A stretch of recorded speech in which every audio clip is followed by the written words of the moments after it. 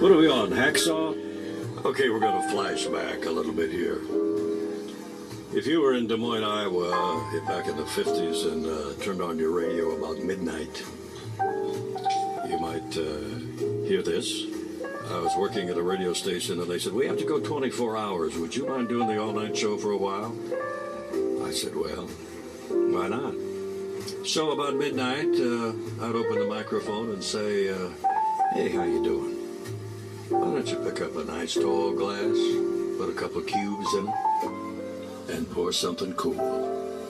Because the old kid on the block's here for a few hours tonight, and we're going to have a lot of cool things in those pretty little ears of yours. This is Red Garland backstage. Red, you going to be here for a while? Why don't you play a little something then, okay? Talk to you later.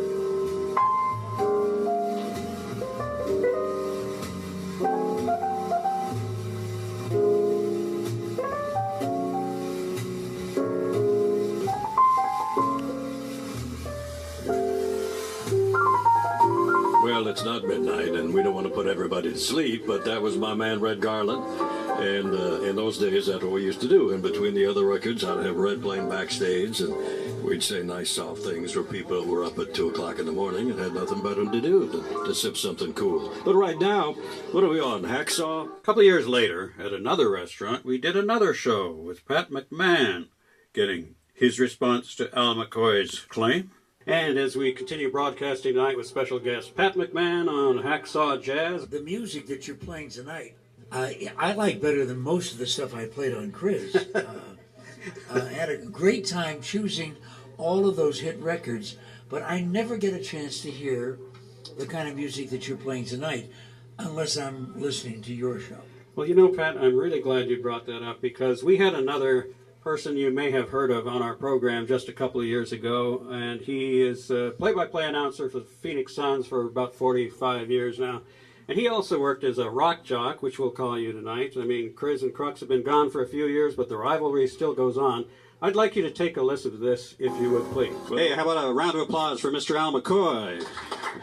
But speaking of Glendale, you were one of the KRUX good guys, weren't you? As a matter of fact, you're right, Tom. You have a good memory. KRUX in Glendale was... We played the hits. 1360 right. AM. One of the KRUX good guys. Tell me a little bit about what you remember about those days. I went to KRUX and people were very surprised that all of a sudden I became a disc jockey from 9 to noon, following the fabulous Lucky Lawrence, who was the morning guy at KRUX at that time. And of course, music was a little different in those days. I mean, we would play the Beach Boys, we'd play Elvis, and then we might play Sinatra. We might play the Beatles, and then the Four Freshmen. It was, you know, more of a family. That's what you call radio. top 40. Yeah, right? top 40. Yeah. And there was no FM at that time. And so it was a fun time. We did a lot of promotions that were wild and crazy. A lot of great guys were on the station, and it was a real fun time. KRUX. A lot of people don't realize the competition of radio. I got here in '63. I was a kid, and in those days, KRIZ and KRUX was just going at it. Right. A 50 share each. Yes. I mean, does that sound about right? That's right. That's exactly right. Did KRIZ, big ratings. Did KRIZ ever annoy the KRUX good guys? Well, Pat McMahon tried. You may remember that name. But we killed him. We killed him. Right. Pat McMahon, would you care to respond to that? Yes.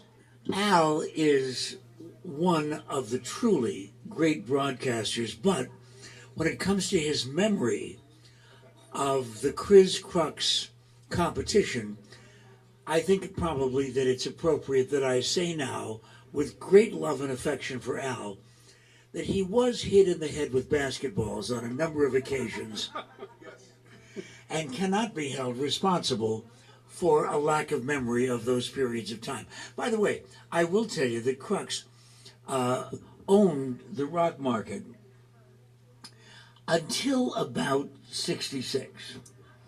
And then all of a sudden people said, oh, wait, there's really an alternative over here. This is a different kind of radio than we've been listening to. This isn't boring. The KRIZ and KRUX rivalry, 40 years after each station was off the air, continued